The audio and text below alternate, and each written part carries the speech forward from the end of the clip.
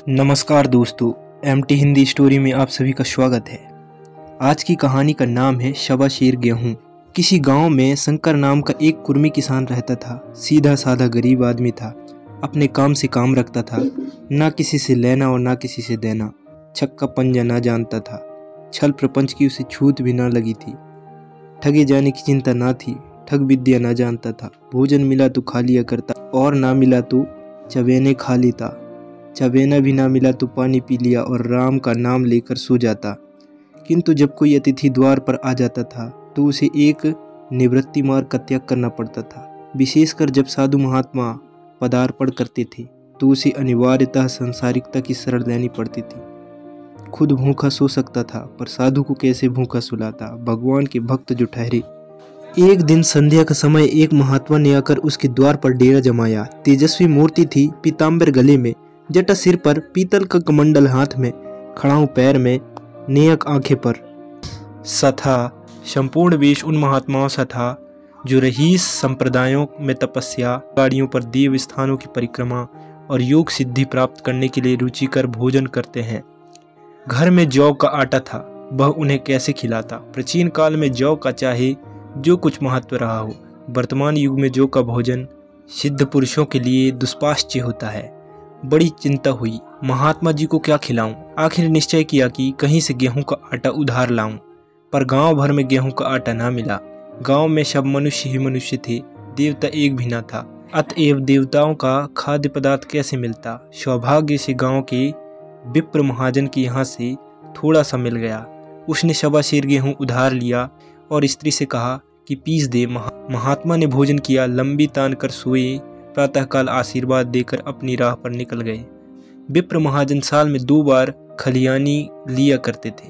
शंकर ने दिल में कहा, शबाशीर गेहूं इन्हें क्या लौटाऊं, पसेरी बदले कुछ ज्यादा खलियान दे दूंगा, यह भी समझ जाएंगे, मैं भी समझ जाऊंगा। चैत में जब विप्र जी पहुंचे तो उन्हें 1.5 पसेर के लगभग गेहूं दे दिया और अपने को ऋण समझकर उसकी कोई चर्चा न की। विप्र जी ने फिर कभी न मांगा। सरल शंकर को क्या मालूम था कि यह शबाशीर गेहूं चुकाने के लिए मुझे दूसरा जन्म लेना पड़ेगा। 7 साल गुजर गए। विप्र जी विप्र से महाजन हुए। शंकर किसान से मजदूर हो गया। उसका छोटा भाई मंगल उससे अलग हो गया था। एक साथ रहकर दोनों किसान थे, अलग होकर मजदूर हो गए थे। शंकर ने चाहा कि द्वेष की आग भड़क न पाए, किंतु परिस्थिति ने उसे विवश कर दिया। जिस दिन अलग अलग चूहे जले वह फूट फूट कर रोया, आज से भाई भाई शत्रु हो जाएंगे। एक रोएगा दूसरा हंसेगा, एक के घर मातम होगा तो दूसरे के घर गुलगुले पकेंगे। प्रेम का बंधन अब खून का बंधन होगा। उसने भागीरथ परिश्रम से कुल मर्यादा का वृक्ष लगाया था, उसे अपने रक्त से सींचा था। उसको जड़ से उखाड़ कर देखकर उसके हृदय के टुकड़े हुए जाते थे। 7 दिन तक उसने दाने की सूरत तक ना देखी। दिन भर जेठ की धूप में काम करता और रात को मुंह लपेट कर सो जाता। इस भीषण वेदना और कष्ट ने रक्त को जला दिया, मांस और मज्जा को घुला दिया। बीमार पड़ा तो महीनों खाट से न उठा। अब गुजर बसर कैसे हो। 5 बीघे के आधे रह गए, 1 बैल रह गया। खेती क्या खाक होती।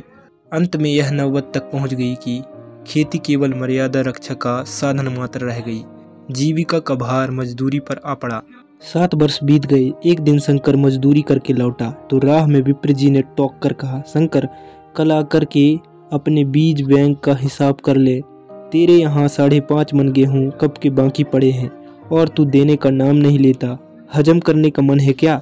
शंकर ने चकित होकर कहा, मैंने तुमसे कब गेहूं लिए थे जो 5.5 मन हो गए। तुम भूलते हो मेरे यहाँ किसी का छटाक भर ना अनाज है और ना पैसा उधार।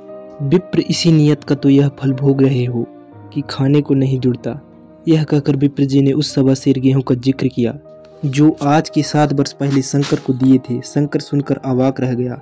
ईश्वर, मैंने इन्हें कितनी बार खलियानी दी, इन्होंने मेरा कौन सा काम किया। जब पोथी पत्र देखने, साहित्य सागुन विचारने द्वार पर आते थे, कुछ न कुछ दक्षिणा ले ही जाते थे। इतना स्वार्थ। शबाशीर अनाज को अंडे की भांति सेकर आज यह पिशाच खड़ा कर दिया जो मुझे निगल जाएगा। इतने दिनों में एक बार भी कह देते तो मैं गेहूं तोल कर दे देता। क्या इसी नियत से चुप साध बैठे रहे।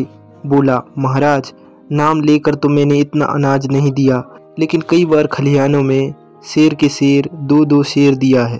अब आप आज 5.5 मन मांगते हैं तो मैं कहाँ से दूंगा। विप्र लेखा जौ जौ बख्शीश 100-100। तुमने जो कुछ दिया होगा उसका कोई हिसाब नहीं, चाहे 1 की जगह 4 पसेरी दे दो। तुम्हारे नाम वही 5.5 मन लिखा हुआ है, जिससे चाहे हिसाब लगवा लो। अगर आप इस कहानी का सेकंड पार्ट सुनना चाहते हैं तो कमेंट कीजिए और ऐसे ही नई कहानी को सुनने के लिए चैनल को सब्सक्राइब कर लीजिए।